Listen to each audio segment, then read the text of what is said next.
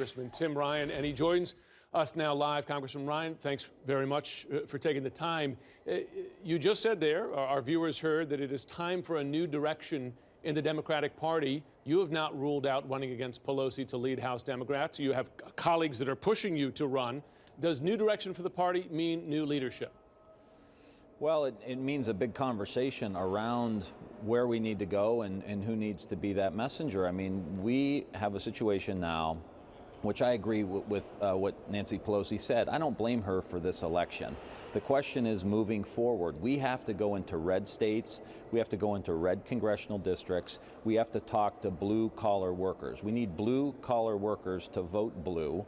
And in order to do that, we need to have the message and the messengers to be able to connect with them to pull them back into the Democratic camp. Are you the, messenger, Congressman Ryan, or is it Nancy Pelosi?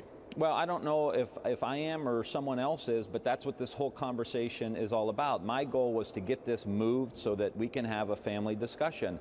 And like many families who need to have a pretty important discussion, we tend to put it off, sometimes days, sometimes weeks. We have to have that tough discussion now and figure out what's going to position us to take the House of Representatives back. We have an opportunity here. Now, as much grief as there is, there's also opportunity. You know, what's America 2.0? What's it look like? And how do we get there? And how do we position the Democratic Party to help us get there? And then when you look at the Republicans controlling the presidency, the House, and the Senate, they're going to repeal the health care bill. They're going to privatize Medicare. They're going to gut Medicaid. Many red congressional districts and many red states have people in them that benefit from these programs. So as they're repealing these programs and taking these benefits away, we need someone who can go there and make not only that argument that we need to stand up for some of these programs that they benefit from, but also that we're going to be here for blue-collar workers to get good-paying jobs back in some of these communities. Before we get to the agenda, it just sounds like it's clear you're not ruling out challenging Pelosi for the leadership.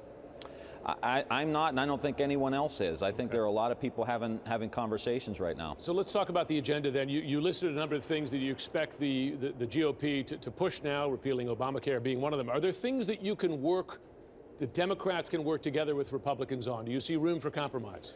I would hope there would be a couple things. You know, I think when you talk about what Donald Trump said during the campaign, draining the swamp, let's do it. Let's do it right now. Let's move to publicly financing campaigns or campaign finance reform. That's how you drain the swamp here in Washington, D.C. You get the money out. I hope we can work with him on that.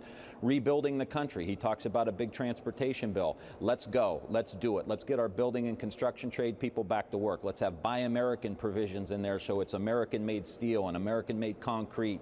I think those are two big things that we can do together right out of the gate to let the American people know we want to find opportunities to work together. But then if you try to repeal the health care bill, we're going to fight you. You try to privatize Medicare, we're going to fight you. You try to gut some of these social programs, we're going to fight you every step of the way. Final question for you. More than 100 House Democrats have signed a letter urging Trump to rescind his appointment of Steve Bannon.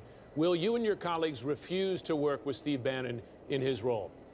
I signed that letter myself. I think it's appalling that we would have someone that either is or has very close ties to white supremacist groups.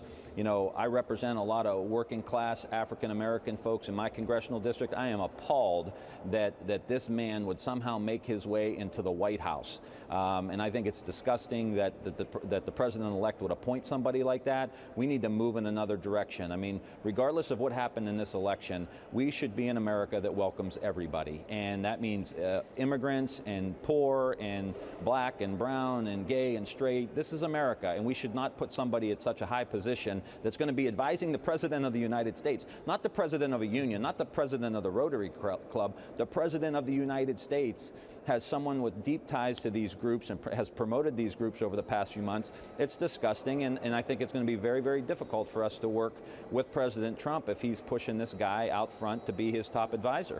Congressman Tim Ryan, thanks very much.